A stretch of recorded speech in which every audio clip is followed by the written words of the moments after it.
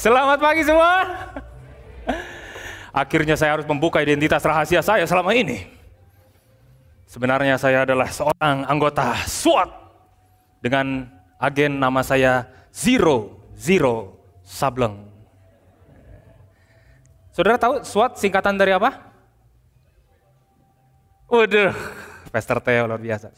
Special Weapon and Tactics. Jadi kami ini orang-orang yang terpilih dari Departemen Kepolisian. Kami menangani kasus-kasus yang paling berat seperti penculikan, seperti blokade yang berat, sniper, terorisme. Kami diutus ke sana untuk tugas-tugas yang paling berat. Dan tahukah saudara, di antara saudara juga ada tim kami yang menyamar. Saudara perhatikan yang tadi nyanyi di depan, samping ini dia, itu Kang Yayan Ruhian. John Wick, orangnya nggak ada, lagi latihan. Di luar ada Dominic Toretto. Fast 10. Kalau saudara perhatikan ya, Dominic ada di depan. Saudara tahu, yang mau saya katakan adalah sebetulnya, kalau saya adalah seorang special agent, Anda juga special agent sama seperti saya. Nanti bisa beli kaosnya sama saya ya. Kita semua di sini adalah special agent dengan tugas yang khusus. Tapi masalahnya mungkin saudara belum sadar bahwa saudara terlahir sebagai seorang special agent. Itulah sebabnya saya diundang ke sini untuk berbicara sesama agent to agent. Oke? Masih bingung saudara? Apakah Anda berpikir saya Clark Kent? Enggak ya. Bulan ini kita bicara soal God and my vocation. Tuhan dan pekerjaan saya, panggilan yang luas sifatnya, bukan cuma di dalam gereja, tapi dalam kehidupan kita sehari-hari. Dan hari ini kita bahas soal God, work, and our character, tugas kita. Nah pekerjaan, seperti saya katakan, sebagian kita sudah punya pekerjaan, sebagian kita belum punya pekerjaan, sebagian kita ibu rumah tangga dan lain-lain. Tapi pekerjaan itu menyita hidup kita paling panjang, sehingga kita harus memilih kerja kita baik-baik. Kalau saya jelas, special agent. Kenapa paling panjang? Kita lahir umur 0. Ada yang lahir umur 1, mungkin salah hitung. Kita lulus kuliah umur 22 pada umumnya. Habis lulus sampai pensiun, hitunglah umur 65, 43 tahun, kita ada di marketplace, di workforce, kita akan bekerja. 43 tahun. Habis pensiun, nah ke belakang tiap orang beda-beda. Umumnya ya itu, 43 tahun kita kerja.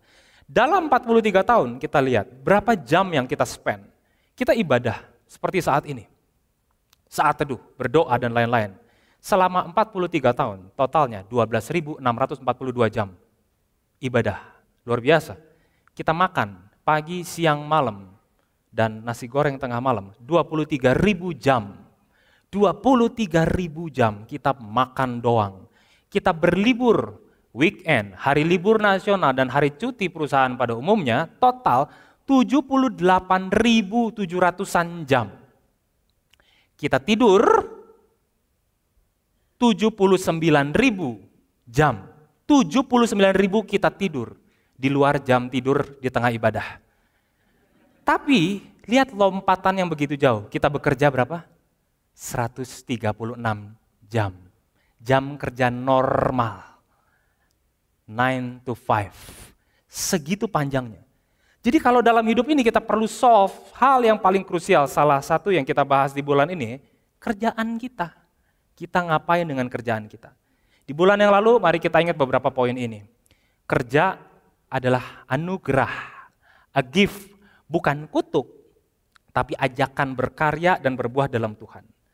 Lalu dibahas bagaimana pekerjaan saya memuliakan Tuhan dengan mengerjakannya dengan excellent. Seperti salah satu menjadi value di CLCC. Kita persiapkan semua excellent.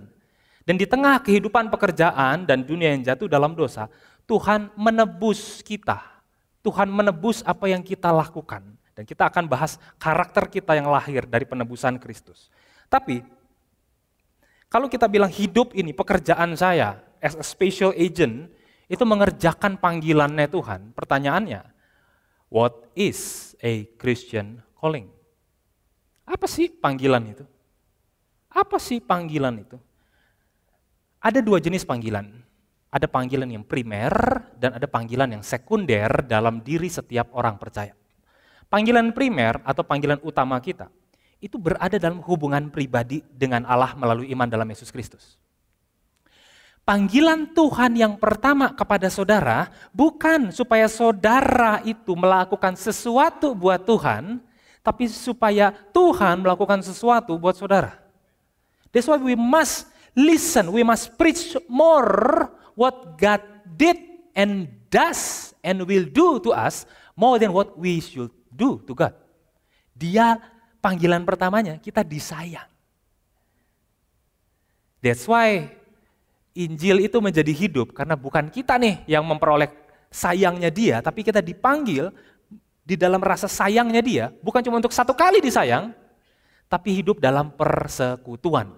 Persekutuan bahasa Inggrisnya communion. Jadi panggilan yang pertama kita itu bukan kerja, bukan bahkan nginjilin dunia, bukan bahkan beribadah. Panggilan pertama apa? Menjadi objek kasih sayang Allah Bapa di dalam Tuhan Yesus Kristus dan hidup dalam communion bersekutu dalam putranya. Panggilan utama kita tidak terikat pada pekerjaan kita karena Allah menghargai kita, karena siapa kita di dalam Dia, bukan karena apa yang dapat kita hasilkan atau capai dalam pekerjaan. Ini dulu mesti kita pahami, baru kita bisa bicara soal pekerjaan kita. Bahwa saya tidak lebih rendah dari orang yang duduk beberapa baris di sebelah saya yang mobilnya mewah, yang rumahnya luar biasa. Nah, panggilan yang pertama di situ, saya dihargai Allah karena siapa saya di hadapan Dia. Bukan karena apa yang saya sudah hasilkan, saya capai dalam pekerjaan saya. Panggilan utama. Pekerjaan itu masuk ke kategori panggilan sekunder. Primer, sekunder yang kedua. Pekerjaan adalah panggilan Tuhan untuk menggunakan karunia Anda di dunia. Apakah dalam bentuk pekerjaan kantor, bisnis, rumah tangga, pelayanan, dan lain-lainnya. Sekunder ini harus ada di bawah yang primer seperti kata Os Guinness. But these and other things are always the secondary, never the primary calling. They are callings rather than the calling. Secondary callings matter, but only because the primary calling matters most. Sekunder itu ya ini kita kerja, kita berkarir segala macam. Penting nggak? Penting, sekunder. Tapi yang lebih penting itu adalah primary calling. Primary calling apa? Melayani Tuhan? Bukan. Dilayani Tuhan. Itulah kenapa di meja perjamuan kita diundang masuk yang tidak layak diperdamaikan. Musuh-musuh Tuhan diperdamaikan. Itu panggilan yang pertama. Oke? Habis itu sekunder baru kita melayani, kita bekerja buat Tuhan, kita segala sesuatu melakukan banyak hal. Tapi yang pertama panggilan dalam hidup ini, kita bicara vokasi, dilayani Tuhan. Itu banyak orang Kristen kelompat, keskip. Jadi mesti gini, mesti gitu, mesti gini. Bagus, tapi landasannya pertama-tama diajak berelasi sama Tuhan dulu. Lantas, kalau saya sudah diajak berelasi dengan Tuhan, saya punya pekerjaan, saya punya panggilan, what should I do with my life? Saya mesti ngapain? Ada orang yang bertanya-tanya seperti Jacqueline, umur 21 tahun yang berkata, saya lulus kuliah tahun ini, saya pengen banget melakukan sesuatu yang penting dalam hidup saya. Saya tahu Tuhan sudah kasih saya talenta, tapi saya nggak tahu persis apa itu dan apa yang harus saya lakukan ketika saya lulus. Saya coba cari tahu semuanya, tapi saya merasa sangat bingung. Dia udah tahu di dalam Tuhan, tapi kemudian gue udah mau lulus, harus ngapain? Yang kedua, ada lagi Bill, 35 tahun. Pekerjaan saya bergaji tinggi, tapi sangat membuat stres. Ada saudara yang demikian? Oh, gajinya rendah semua ya?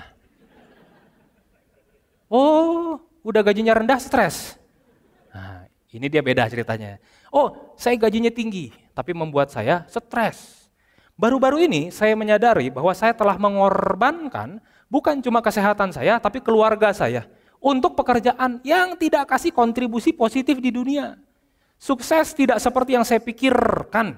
Saya perlu cari tahu, buat apa Tuhan nempatin saya di dunia ini? Ya, midlife crisis.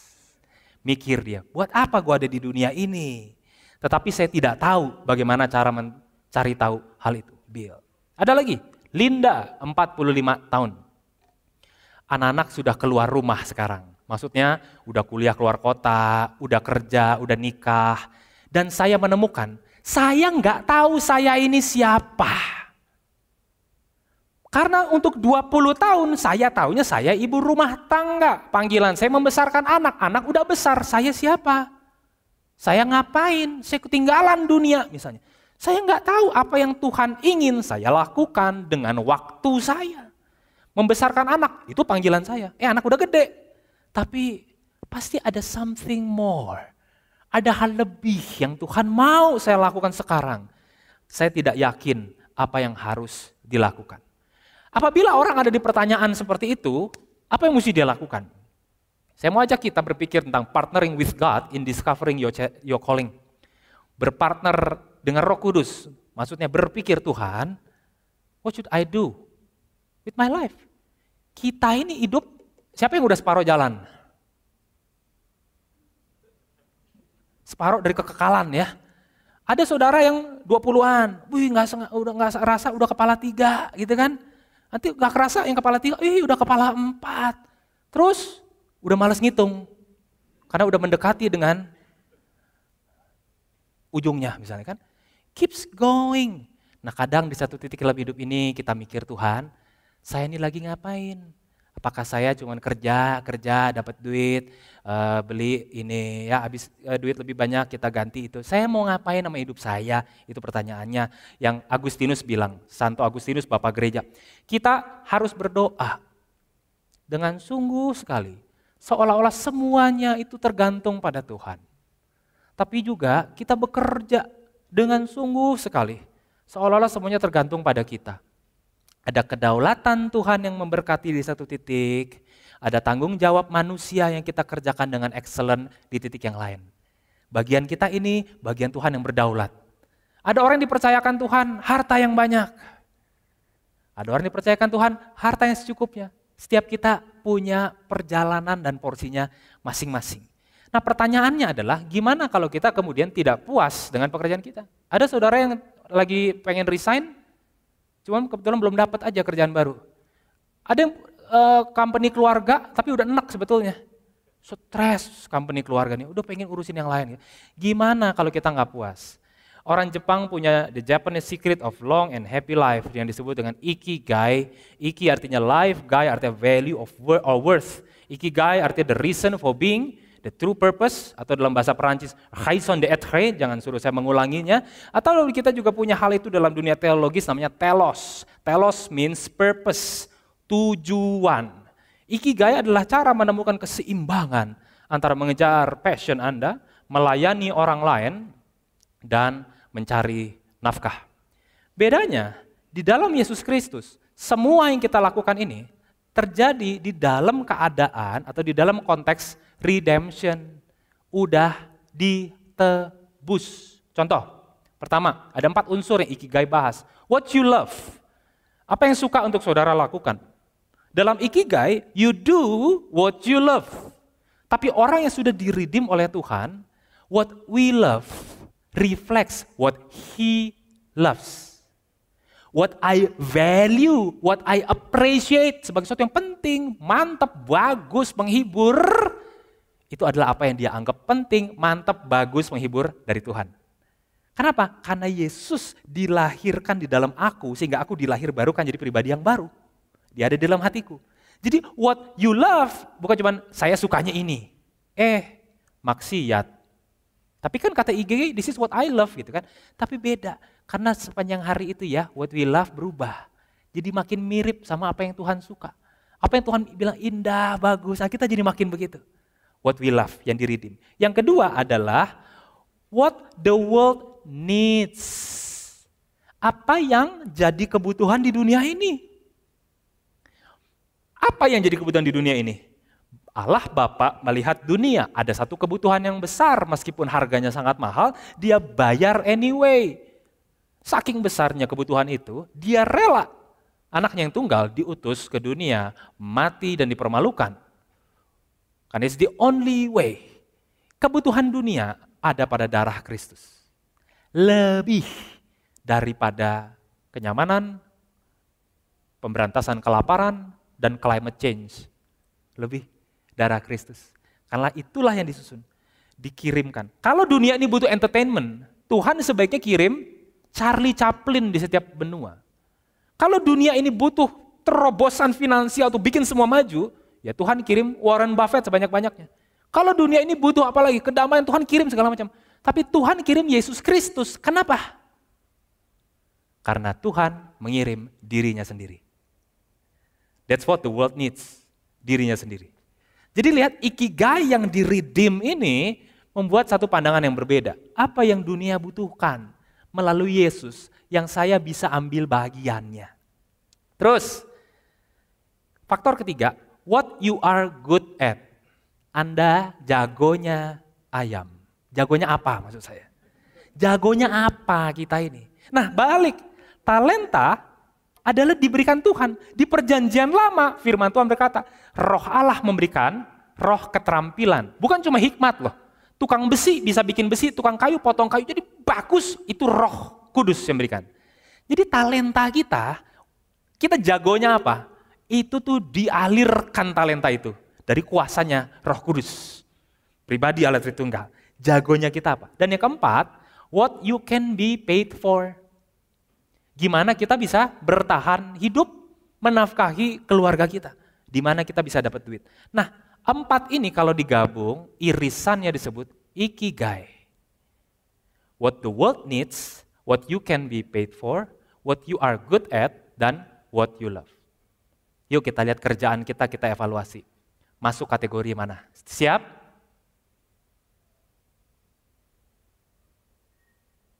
Siap? Cakep. Ada orang yang kerjanya kombinasi antara hijau sama pink. Antara what you love and what the world needs. Apa contohnya? Dia suka melakukan dan dunia memang butuhkan. Kelebihannya excite, karena dia lakuin apa yang dia emang seneng. Kekurangannya complacent, karena dia tidak lakukan skill, talenta utamanya dia. Jadi hasilnya akan so-so aja. Dan ada sense of uncertainty, ada ketidakpastian. Kenapa? Kagak dapat duitnya. Ini kalau irisannya 2 gini. Ada saudara yang begini? Saya bisa lihat, tidak ada. Berikutnya, ada kombinasi pink sama oranye. Dia kerjakan apa yang dunia butuh. Perubahan dan segala macamnya. Karya Kristusnya, amalnya, dan dia dibayar juga. Oke? Kombinasi 2 ini comfortable. Hidupnya terjamin. Tapi ada perasaan unfulfilled sama empty. Kenapa? Karena dia tidak lakukan apa yang dia jago. Dan dia tidak lakukan apa yang dia suka. Oke, berikutnya. Ada lagi kombinasi berikutnya, antara dia dibayar sama dia jago ngelakuinnya. Sumpah mati, di antara orang kerja ini paling banyak. Ya kan? Kita jagonya apa? Sama duitnya kenceng. Udah, 2 lagi sebodoh teing. Yang penting saya dibayar dan saya lakukan skill utama saya. Orang kerja paling banyak di 2 ini. Apa hasil bentuknya? Satisfaction, puas. Wih, jalan jadi bagus. Tapi kadang feeling useless. Kenapa? Karena nggak ada dampak. Nggak ada dampak. Ini gereja kita di PVJ nih. Ada dampak nggak buat komunitas? 20 menit driving dari gereja kita. Kita ada di tempat ini, ada radius 20 menit driving, kehadiran gereja ada dampak nggak? Nah kalau orangnya kombinasinya ini, nggak terlalu pusing. Yang penting kerja gua kencang, ini memang gua jago kerjanya ini. Useless, udahlah, nggak usah dipikirin. Nggak usah dipikirin. Nah, ini kombinasi yang ini 2 ini. Nah, yang terakhir ada yang hijau sama kuning. Hijau sama kuning, do what you love. Dan dia very good at doing it. Rasanya apa? Delight, fullness, seneng, rasa hidup komplit. Tapi kere, nggak punya duit. Nah, makanya ada keseimbangan yang kita mau coba cari di sini kan ya. Supaya semuanya bisa masuk. Sehingga work kita itu seimbang, tanggung jawab pada Tuhan, tanggung jawab pada keluarga, tapi yang terpenting, kerjaan kita ada di lingkaran yang lebih besar yang disebut sebagai life calling. Dan life calling, kita mau life calling itu gini loh, telos, tujuan, kita lagi ngapain sama hidup kita. Dan kita ngapain sama hidup kita, ditelen dengan calling yang lebih besar. Kristus pokoknya kita ngapain, Alkitab ngajarin kita ngapain, itu namanya Christian calling. Nah setiap kita merupakan banyak lingkaran di dunia Bapa ini, in our Father's world, sebenarnya kita ini ada satu komponen dari komponen lain, dari sebuah perangkat yang indah yang Allah ciptakan di dunia. Semua bagian berbeda, tapi terorkestrasi untuk ngerjain Christian calling in our Father's world, dalam dunia Bapa kita. Pertanyaannya, apa itu Christian calling? Lukas 12 berbunyi, seorang dari orang banyak itu berkata kepada Yesus, "Guru, katakan pada saudaraku supaya dia berbagi warisan sama aku." Yesus berkata kepadanya, "Saudara, siapa yang telah ngangkat aku jadi hakim atau pengantara buat urusan kalian berdua?" Katanya lagi kepada mereka, Tuhan Yesus berkata, "Berjaga-jagalah dan waspadalah terhadap segala ketamakan. Sebab walaupun seorang berlimpah-limpah hartanya," perhatikan ini, hidupnya tidak tergantung daripada kekayaan itu. Ini loh kebalik sama kita. Kita pikir hidup kita tergantung dari harta yang kita kumpulkan. Lah kalau cuma bisa bayar, saya mau bilang BPJS, nggak enak lagi. Kalau cuma bisa bayar, susah bayar asuransi misalnya kan ya, susah nanti kan. Hidup kita tergantung pada kekayaan kita. Tapi yang Yesus katakan paradoks. Sebab walaupun seseorang berlimpah hartanya, hidupnya tidak tergantung pada kekayaannya itu. Camkan itu. Ayat 16. Kemudian Yesus mengatakan kepada mereka satu perumpamaan, kata Yesus. Ada orang kaya, tanahnya berlimpah-limpah hasilnya, ia bertanya dalam hatinya, apalagi yang mesti aku perbuat? Aku gak punya tempat di mana aku bisa menyimpan hasil tanahku yang begitu banyak. Lalu kata orang kaya ini, inilah yang akan aku perbuat. Aku akan merombak lumbungku, lumbung bahasa Inggrisnya barn, tempat menampung semua hasil panen dan barang-barang dia. Dia merombak gudangnya, bahasa kita, lumbungnya. Dan aku akan mendirikan yang lebih besar, dan aku akan menyimpan di dalamnya segala gandum dan barang-barang berharganya. Ayat 19, sesudah itu aku akan berkata kepada jiwaku. Habis dia gedein lumbungnya, dia taruh the harta dan semua barang kesukaan dan hasil yang dia bisa hidup panjang. Dia berkata, ada padamu banyak barang, tertimbun untuk bertahun-tahun lamanya. Oh jiwaku, beristirahatlah, makanlah, minumlah, bersenang-senanglah. Dia mau pensiun. Oh hartaku udah banyak, sekarang aku bisa ngaso. Ini orang Yahudi ya. Kalau orang Indonesia kerja sampai mati. Dia ini enggak nih, beristirahatlah, makanlah, hartanya udah banyak. Ayat 20. Tetapi firman Allah kepadanya, hei engkau orang bodoh, malam ini juga jiwamu akan diambil daripadamu. Dan apa yang sudah kamu kumpulkan, kamu sediakan untuk siapakah itu nanti. Dan Yesus menyimpulkan dengan kalimat, demikianlah jadinya orang yang mengumpulkan harta bagi dirinya sendiri, kalau dia tidak kaya di hadapan Allah.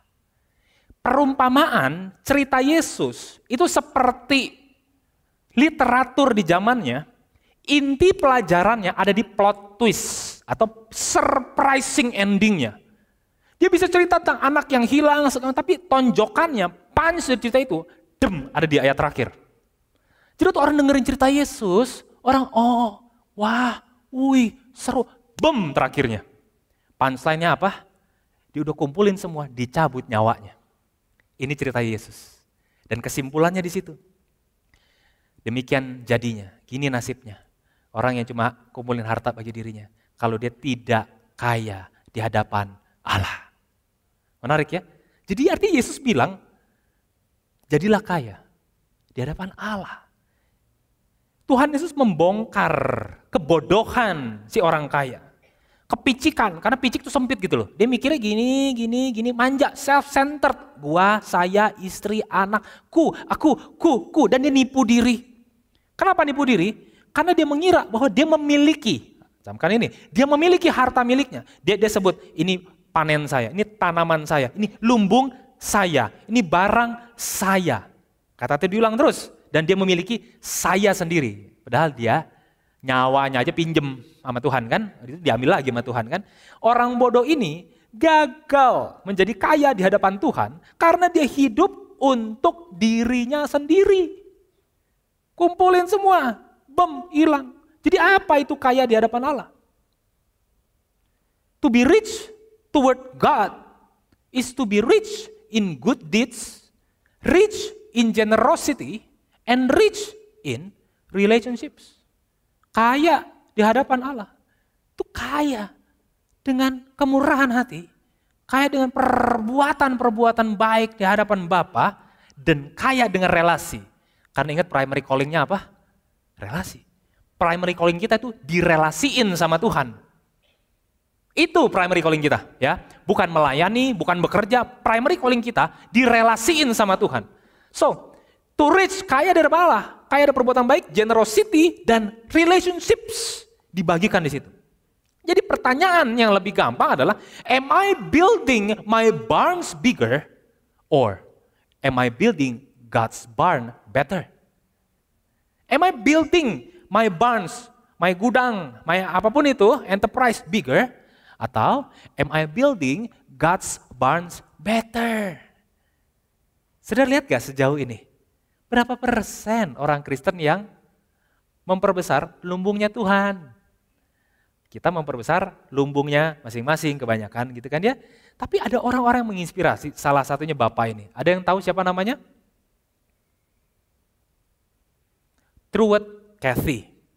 Truett Cathy ini adalah sebuah pendiri pemilik waralaba, makanan cepat saji yang disebut sebagai Chick-fil-A.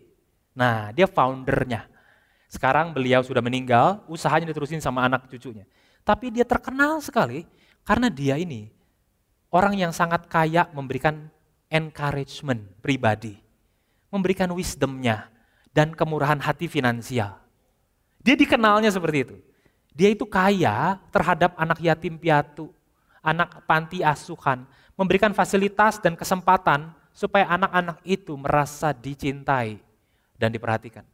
Sempet ya, persaingan tinggi, makanan cepat saji tinggi di Amerika, dia tetap mikirin gimana tuh tersebar keluar. Dan meskipun memimpin perusahaan bernilai miliaran dolar, dia hidup sederhana. Sampai anggota timnya, karyawannya, itu libur di hari Minggu. Chick-fil-A ini, hari Minggu tutup. Kalau restoran justru kan Minggu rame dong ya. Minggu tutup supaya mereka bisa pulang, ngurus keluarga mereka masing-masing. Dia menginspirasi tokoh-tokoh dunia gara-gara apa yang dia lakukan. Dan yang banyak orang tidak sadar, dia punya satu slogan, etos kerja di perusahaannya, yang menjawab kata-kata thank you dengan my pleasure. Thank you, biasa kan, you're welcome. Dia enggak, dia ajarin etos perusahaannya, thank you, jawabannya my pleasure. Kenikmatanku, kayak tadi saya bilang, apa yang kita sukai, inline dengan apa yang Tuhan sukai.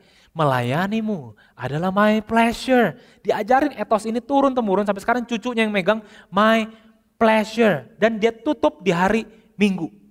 Nah dia bikin di sini tuh ya my pleasure. Semua diajarin ngomong begitu karena memang dia mau membagikan satu nilai etos. Bahwa pekerjaan ini adalah pleasure, dia bisa bantu orang, dia bisa layani orang. Jadi karyawannya, hidupnya beda wajahnya. Lantas, kaya di hadapan Tuhan itu apa? Kaya di hadapan Tuhan itu berarti menghargai apa yang Tuhan hargai. Apa yang kita hargai? Apa yang kita recognize as something respectful, honorable, beautiful. Kaya di hadapan Tuhan menghargai apa yang Tuhan hargai. Hubungan dengan Dia, hubungan dengan sesama, jiwa yang terhilang, cinta dan kasih bagi orang yang terluka, itu kaya di hadapan Tuhan. Menjadi kaya di hadapan Tuhan adalah menjadi kaya dalam perbuatan baik, dalam kemurahan hati, dan dalam hubungan. Lantas, bagaimana dengan kehidupan kita? Ya, bekerja, cari uang, tanggung jawab. Tapi ada primary calling yang kita diajak Tuhan buat kerjain juga. Special agent. Karena Allah sanggup melimpahkan segala kasih karunia kepada kamu, supaya kamu senantiasa berkecukupan di dalam segala sesuatu, dan malah berkelebihan dalam berbagai berkat, kebajikan. Seperti ada tertulis, dia membagi-bagikan, dia memberi kepada orang miskin, tapi dia tidak pernah kehabisan, dia tidak pernah kekurangan, bahkan kebenarannya tetap untuk selama-lamanya. Ada orang yang kerja setengah mati, nggak kaya-kaya. Ada orang yang terus memberi, nggak pernah miskin. Itu janji firman Tuhan. Kenapa? Karena Tuhan yang melimpahkan kepada orang itu semua kasih karunia, malah berkelebihan hidupnya. 2 Korintus 9 ayat 8-9. Oleh sebab itu mari kita renungkan. Ya Tuhan, bagaimana Engkau mencintaiku? Renungkan itu. Dan bagaimana Kau ingin aku mencintai orang lain? Ini dulu aja. Gimana Tuhan sayang sama saya? Dan gimana Tuhan mau saya sayang sama orang? Ya Tuhan, bagaimana saya bisa membangun lumbungmu dengan lebih baik? Dan menghindari membangun lumbungku lebih besar. Ini kan kontra budaya, betul gak? Ikut seminar apapun. Diajarkan membangun lumbung lebih besar, lebih solid, tahan 7 generasi, tahan inflasi. Tapi firman Tuhan aja bikin perjalanan hidup jadi kayak nada minor di permainan piano kita. Do you build your barns bigger? Or do you build God's barn better? Makin banyak orang bisa masuk, banyak orang bisa terima. Ya Tuhan, apa hatimu untuk harta yang aku kelola untukmu? Bukannya my business, my money, tapi apa hatimu untuk harta yang aku cuma kelola nih? Apa hatimu? What's your heart for this? Ya Tuhan, gimana supaya aku tuh bisa jadi bijak dan jangan bodoh? Taruh nama saya, orang kaya di perjanjian lama itu pasti dianggap orang bijak. Kalau ada acara TV dia yang diwawancara, bukan petani. Tapi Yesus bilang dia bodoh. Takutlah saudara. Kalau saudara merasa bijak, pandai, berhasil, Tuhan bilang bodoh. Takutlah kita. Dan ya Tuhan, tunjukkan bahaya bagi jiwaku untuk memenuhi tuntutan lumbung yang lebih besar untukku. Tunjukin bahayanya biar kita rada takut gitu loh. Kalau nggak ditunjukin kan kayaknya nggak takut ya. Dan terakhir, ya Tuhan, ketika hartaku bertambah, bagaimana aku bisa meningkatkan kebutuhanku akan Engkau. Di tengah kehidupan dengan segala kebutuhan, ada panggilan yang primary, yaitu menjadi kaya di dalam Tuhan. Sehingga work kita yang kita kerjakan ini sebaik-baiknya, bermuara pada panggilan lebih tinggi. Dan waktu semuanya rasa mustahil untuk melayani Tuhan, ingat, sudah waktunya andalkan Tuhan. Mari kita berdoa.